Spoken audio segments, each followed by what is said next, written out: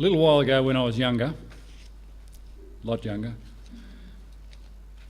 we as a church used to run missions, what we called missions.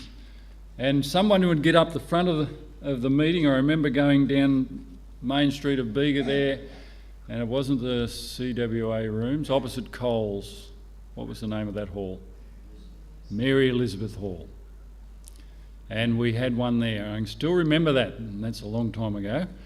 And one of the nice and interesting things as a young fellow was that if you attended so many meetings, you got a free Bible. And they encouraged us to underline and to write comments in the Bible, which was, for a young person, was really good. And I did lots of underlining and I listened. And one of the spin-offs, I know it was an outreach to our community to share our beliefs, but it was also good for me as a young person growing up in the church to understand what our church believed. And so I took on board a number of things, and inevitably, during one of those series which seemed to go forever, we would cover Daniel chapter 2. Very important chapter in the Bible. And we all know it, but if you don't, you might want to turn to Daniel chapter 2. But listed there is the dream that Nebuchadnezzar, king of Babylon, had. He had this dream.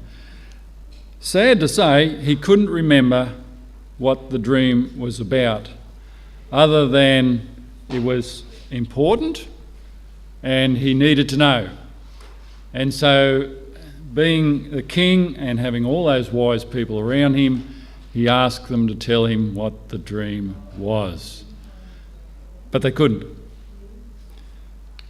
And eventually, Daniel, under the inspiration of God, went to the king and said that with God's help, he would be able to reveal the dream. And he did. And as you know, he went through the different sections. The head was of gold, the chest and shoulders were of silver, belly and thighs of bronze, legs of iron, feet partly of iron and clay. God gave Nebuchadnezzar a window. And I'm sure it was better than that window. It was clear.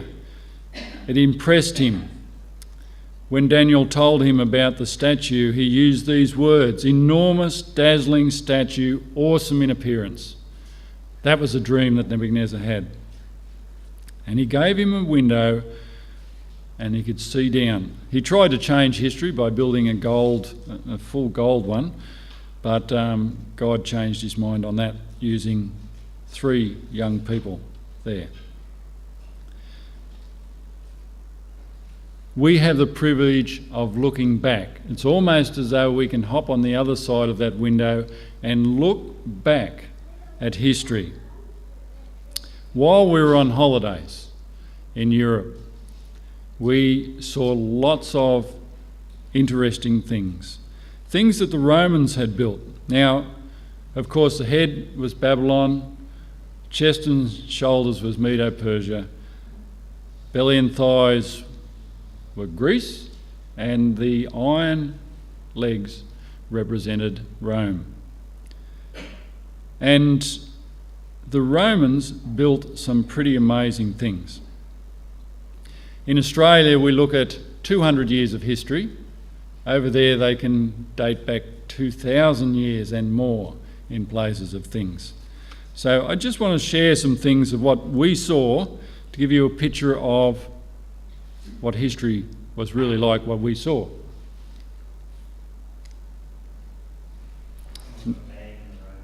I don't know who would have done that. Let me get my paperwork first. This is one of those things that we saw in France, Pont de Gard. This is a Roman aqueduct. It was built, probably partly bridged, but the top bit carries water. The Romans were very good at transferring water from A to B. They saw the importance of good, clean water. There's a couple other shots here. You can see the people walking around. It's absolutely huge. when you get down and you look up, it's an amazing feat. 2,000 years, almost 2,000 years ago. Then we went and we visited a place called Arles, and this is an amphitheatre they built. And while in Arles, we come across our first Colosseum. No one told me they built lots of Colosseums. This is the first one I saw in France, and yeah, it was big. It was pretty amazing, and they still use it today. They have functions inside that Colosseum. Of course, it's not what it used to look like. Then we went to Rome, and that is a Colosseum. That is really absolutely amazing.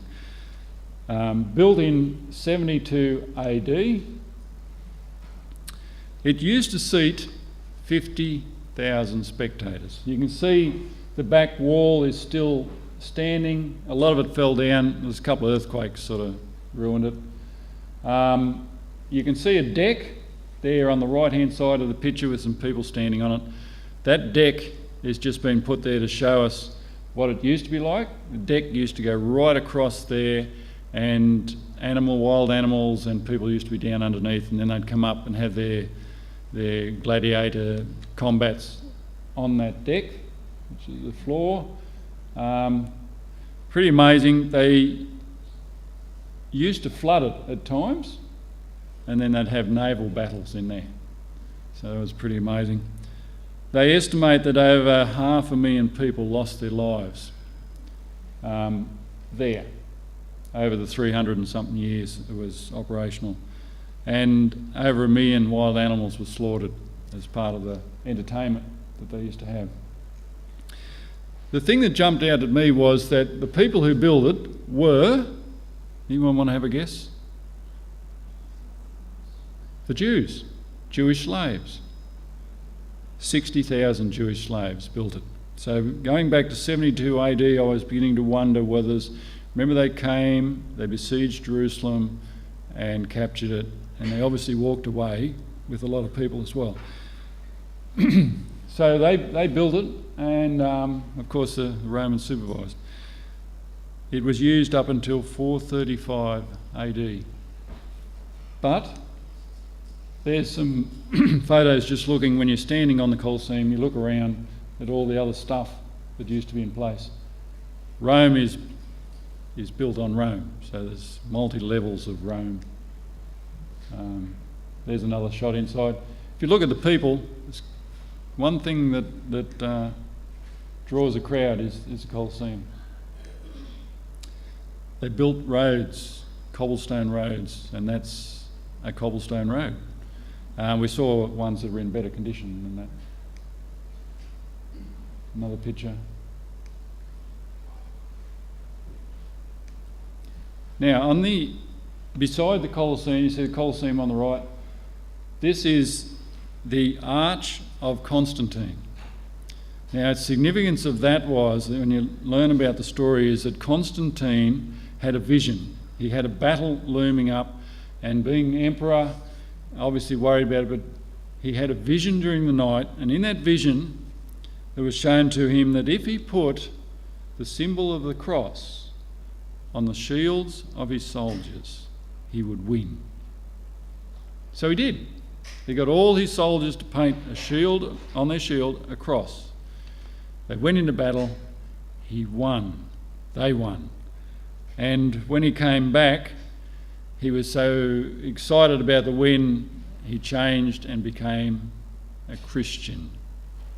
And no longer were they slaughtering Christians in the Colosseum, but he built that in memory of that event. There was a lot of changes happened in the church, going from being persecuted to being a popular religion, brought a lot of changes. And I watched this DVD. It's put together, or it's hosted by Doug Batchelor, and it covers a lot of the changes that slowly crept into the Christian church during that time of Constantine, when he changed and became popular. Popularity for the church ended up being worse than what persecution was. But anyway, if you want to have a look at that, see me afterwards and you can get a lens of it. We travelled further. We saw another Colosseum. This one was in Verona in Italy. And you can sort of pick the pink of the rock. The rock they used was pinky colour. Not much of it is standing either. Then we went to England, and they have an artesian bore there in what they call Bath, named after the baths. Roman baths were there. And the water is not a pretty colour, but they built all this there as a R&R place for the soldiers. They can come and relax and recuperate after, fighting a war or a battle or whatever they did. So this was a time out. There's the water coming up out of the ground, down inside there, and it's fairly hot. And of course they had all these different rooms where they could have massages and all sorts of things. It was very interesting. There's Nola pretending to dive in. They even had people there to make sure you didn't dive in. From there we went up to the Scottish border. These are just things that stood out for me. Between England and Scotland there. And there is a wall. China's got their wall.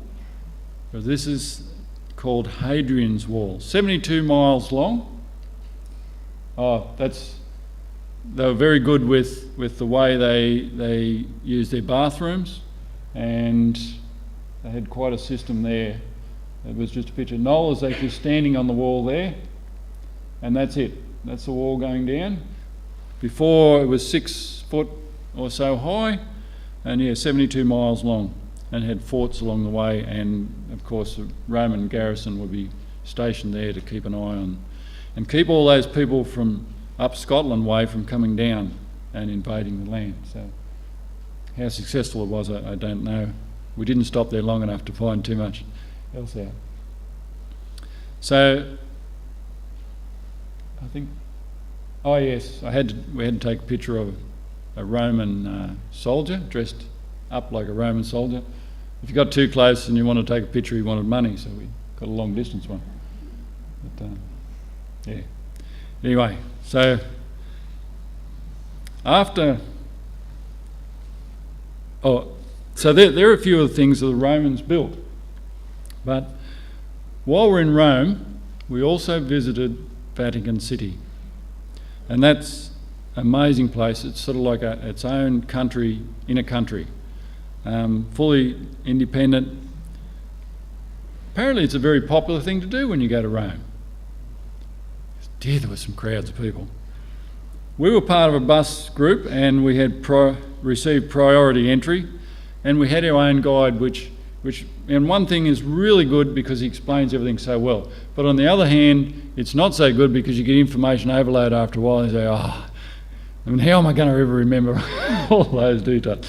But as we went through the Vatican City, there were some things that I'd like to share with you this morning that just sort of jumped out to me. Not only is it a museum, a church, a burial place, it's a place of business, and it's also a place where the Pope lives. Our guide told us that the week before they had they had surpassed all the records, and the attendance for one day, the amount of people that went through Vatican City was 34,000 people, just over. So we got there early, we got through, and we were still crowded. We visited the Sistine Chapel, and if you know the Sistine Chapel, it's where they get together to pick the new Pope. And the painting, we have a very plain church. Plain can be very good, but when you get Michelangelo and he just paints out the whole of the roof, and spectacularly, of illustrations, Bible illustrations, and they decided to give it a touch up because it had faded, the brightness of the colours had gone. It took them longer to touch it up than it did for Michelangelo to paint it. But it looks spectacular now. They've done that, and they're renovating stuff all over the place. But here's some pictures. That's St Peter's, the cathedral part, or the basilica. When you get inside, that's they've got a big courtyard inside there. You can see the buildings are in great order. They spend a lot of money in there. Some of the paintings that we just sort of snapped a few. Now this is inside the church part, St Peter's Cathedral. It's massive. It's absolutely huge. And you could really put a crowd in there if you wanted to. They did tell us how many, but I've forgotten that bit of detail. But yeah, you can see the crowds of people walking around, just different shots. That's a dome. We were allowed to take pictures in there. While we were there, they over to the right, behind these guys, you'll see a little church service happening. So it's a weekday, and this guy is obviously going in there to be the speaker for the day, and got his own security to get through the crowds and open up the people to get them through. It really is a tourist attraction. And I began to debate in my mind which was a tourist attraction and which was real worship. But anyway, we won't go there. Also in there you'll find lots of tombs. And this is a picture of one where it's a glass one where you can see in, and that's a pope. Do you know his name? No. Anyway, but as we're going through, the guide said that up where the main place, if you were to present when it was all full, underneath there's an opening which goes underground. So underneath it is like having a whole new level right under the church, whole new level. And down under there is buried none other than the Apostle Peter. And the guide said he was the first pope. Now to me that was important, because I suddenly thought of Matthew chapter 16, 13 to 19. If you have a Bible, you might want to check, but this is what I thought when he said he was the first pope. I went, oh, okay. Matthew chapter 16, and it's 13 to 19.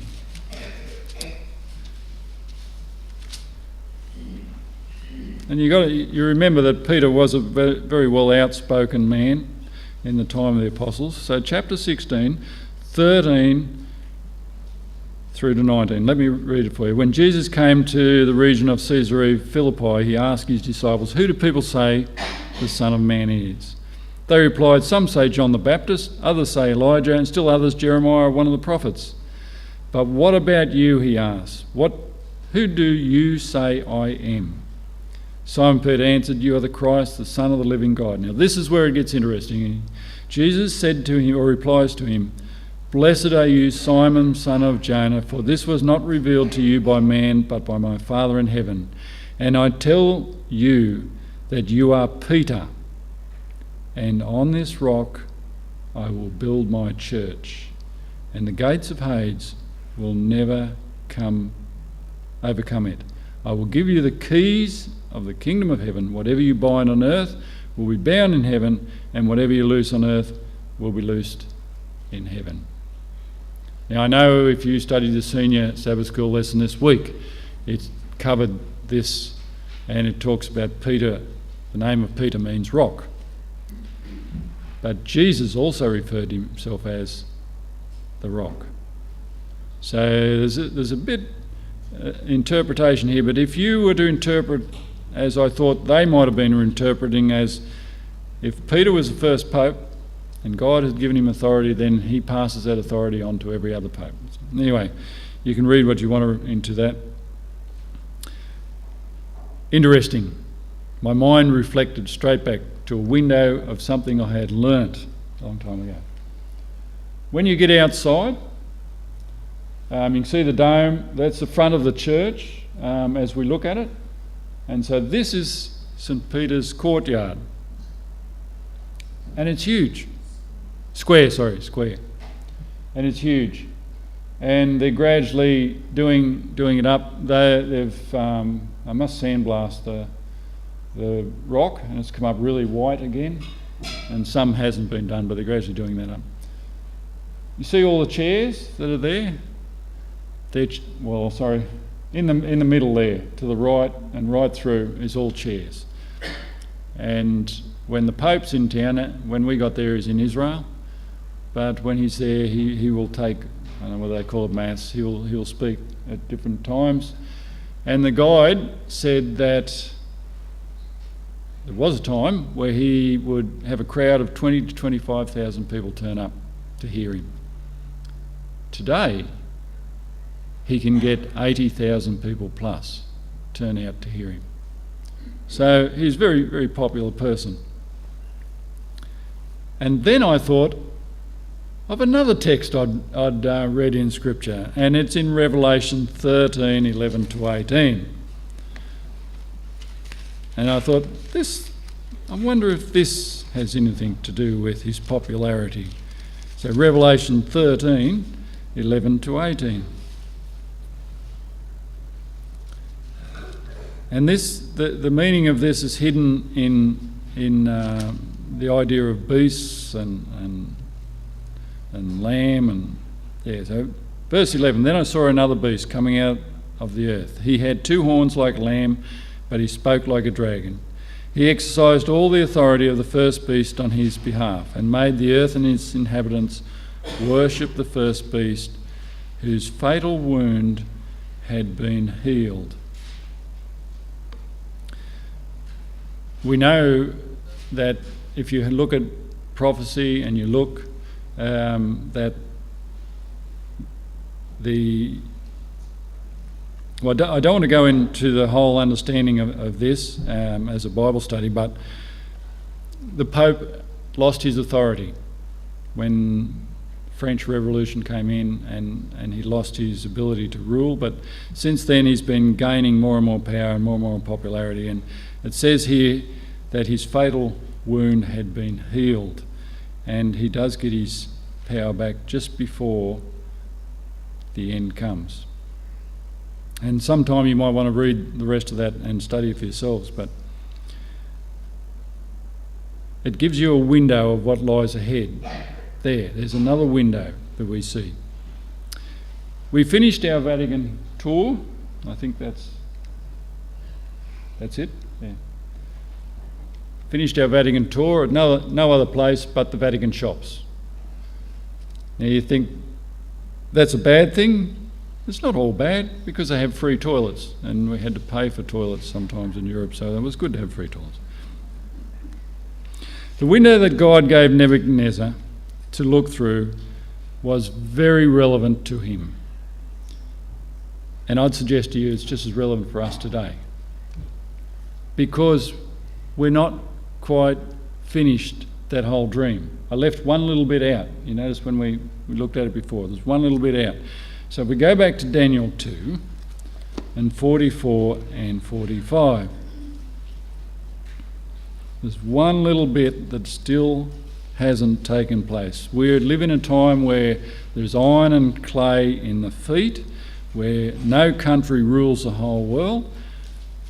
And then in verse 44 and 45 of Daniel's interpretation to the king, he says, in the time of those kings, talking about the iron and the clay mix, the God of heaven will set up a kingdom will never be destroyed, nor will it be left to another people. It will crush all those kingdoms and bring them to an end, but it will itself endure forever. This is the meaning of the vision of the rock cut out of the mountain, but not by human hands, a rock that broke the iron, the bronze, the clay and the silver, and the gold to pieces. The great God has shown the king what will take place in the future. There's a window we as a church have had for a long time. It hasn't reached its fulfilment. I don't think it's going to be long before that will be fulfilled.